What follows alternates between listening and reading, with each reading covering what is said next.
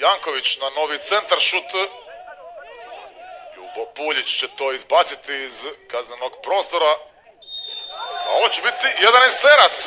Pokazao je odmah sudac Kuji na bijelu točku. Rukom je, čini se, igrao tamo sa brojem 11 Miloš Jovičić. Dojam je da,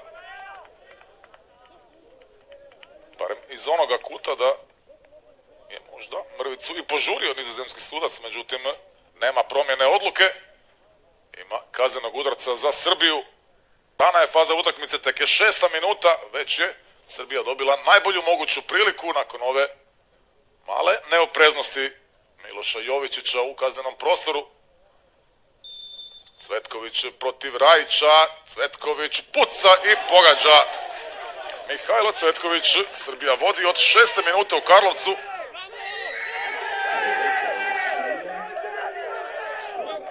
Još jednom u sredinu, nije ugodno ni najmanje.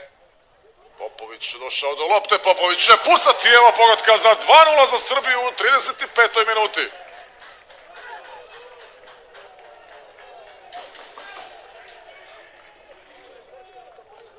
Matija Popović, mladi je napadač talijanskog Napolija, pronašao ovdje prostor, naciljao i pogodio lijepo.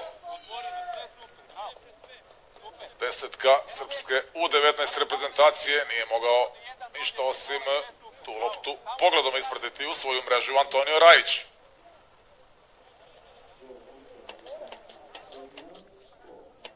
Opasno je još jedan put, opasno je i dalje. Đurić ubacuje na drugu stranu, Đorđević će to nekako prihvatiti pa ostaviti prema Jankoviću. Ulazi iz drugog plana Rakić, ubacivanje u sredinu, evo trećeg pogotka za Srbiju. 3:0 vode naši protivnici sa brojem 22, strijelac je Ognjen Ugrešić u 40. minuti. Ovo je sada već rezultatska katastrofa na pomolu. Zaista je bilo teško očekivati ovakav rasplet nakon prvih nepunih 40 minuta. 0 za Hrvatsku, 3 za Srbiju.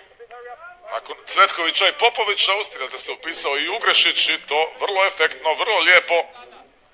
Dodavač Rakić, strijelac Ugrešić.